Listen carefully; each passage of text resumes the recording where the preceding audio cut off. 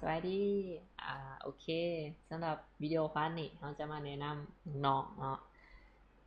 สำหรับประถมหรือมัธยมกำลังเริ่มศึกษาเดี๋ยวในนี้เราสิมาเบิ่งตัวอย่างการใส่ตรรกศาสตร์เนาะตรรกศาสตร์หรือว่าโลจิกฮะบูลินนี่สมผลบูลินที่เขาใส่หรือแบบนี้เดี๋ยวเราเบิ่งว่าหรือกรณีหรือนี่มันตรงทั้งกันมันอยู่ใ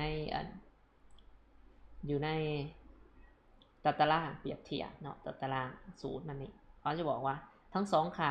เป็นจริงก็คือ true ว่าอันจ้าอาจจะเป็น1ในนี้ก็แทนใส่สัญลักษณ์เป็น1ตัวอย่างว่า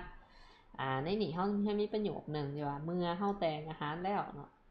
ต้องถาพอหรือแม่กลับมาแต่เบี้ยจึงกินเขาพอเพิ่นได้เดี๋ยวเขาจะมาเขียนโปรแกรมมาที่นี่เขาจะมาเสกเบิ่งว่าถามว่ามีแต่พอหรือแม่กลับมาหอดเขาจะกินเขาได้บ่โอเคเขาอันนี้เขาออกแบบผ่าน HTML เนาะ UI ง่ายๆเราเขียนใส่โอเคอันนี้เขามีฟังก์ชันตัวหนึ่งเนาะให้มันไปสอบหา ID แต่ละ ID เนาะว่าและติ๊กบอเนาะเช็คนี่เป็นเช็คบ็อกนี่ติ๊กบอโอเคในนี่พาร์เทอร์เขาแทนให้พอเนาะตัวอย่างว่าเฮามีค่า x x เป็นตัวนี้เนาะ x เป็นตัวนี้แล้วก็ y มันแม่ตัวอย่างเราตื่นมา y แม่ทีนี้อันนี้มันโค้ดเวลาเปรียบเทียบค่าหรือนี่เนาะมันใส่สัญลักษณ์รวงต่างใน2อันค่า f f เนี่ยผลได้ครับโอเคเขาก็มาเช็คเบิ่งว่าถ้า2ค่าถ้าค่าใดค่า1เนาะค่า x หรือค่า y เป็นจริงเนาะเป็น1อันนี้เขาก็สิให้มันเป็น true ออกมาโอเคเขาเขียนในนี่เขาก็ลองติดเกินมาที่นี่เนาะx จึ๊บพอเขาลองติดตามกดสอบเบิ่งมันบอกกินเขาพอมันได้สิโอเคทันมาที่นี่ถ้าเขาติดอันเดียวเด้แต่แม่เด้เขาติดสามารถพอมันได้เนาะทั้ง2เลยตามตัวตารางมันถ้าติดทั้ง2เนาะมันก็จะเป็น1คือเก่าเนาะ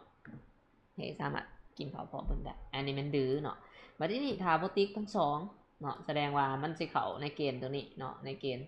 x เป็น0 y เป็น0เนาะค่าที่มันได้ก็คือเป็น0แสดงว่ามันก็จะออกว่ามันจะออกใน else เงื่อนไข else ถาเพิ่นก่อนว่านี่อันนี้คือตัวอย่างให้เห็นภาพเนาะเวลาเราเอาตรรกศาสตร์ที่มาจากประโยคเราก็มาแต่งเป็นโค้ดเขียนโปรแกรมอันนี้แต่ว่าวิธีนี้มันอาจจะเป็นประยุกต์ใส่ในโปรแกรมผูกแบบอื่นๆเช่นเราเห็นว่าเวลาเราล็อกอินเขาระบบต่างๆเขาก็จะอาจจะมีบอกว่าอีเมลโฟนนัมเบอร์บอกอันอย่างนั้นเราอาจจะพิมพ์อีเมลหรือว่าเบอร์โทรก็ได้สิแล้วก็จะออกว่าและมันก็จะมีเงื่อนไขแหละอันเป็นตัวอย่างหรือเนาะกะค่อนข้างง่ายแต่ว่าเฮาปฏิบัติ2มันจะสิเงื่อนไขมันจะเป็นจริงโอเคประมาณนี้เดี๋ยววิดีโอนี้สิจบไปเท่านี้เนาะพาร์ทต่อไปเดี๋ยวเฮาสิมาใส่รวมกันเนาะระหว่างและกับหรือเวลาเฮาอยากเอามาต่อเข้ากันจังซี่เฮาสิใส่จังไดเนาะมันต้องมีเครื่องหมายอย่างนี้ค่ะเนาะกรณีว่าหรือกับและมันเอามาต่อเข้ากันได้หลายโอเคสำหรับวิดีโอนี้ถ้ามันมีประโยชน์สำหรับน้องๆก็กดติดตามเนาะกดไลค์เนี่ยแต่ถ้าว่าอยากให้เห็นตัวอย่างยังเพิ่มเติมอีกก็สามารถแนะนำเข้ามาเติมได้เนาะเดี๋ยวจะเฮ็ดเป็นตัวอย่างสั้นๆมาให้น้องๆเนาะกำลังศึกษามาติดตามได้โอเคไปแล้วบ๊ายบาย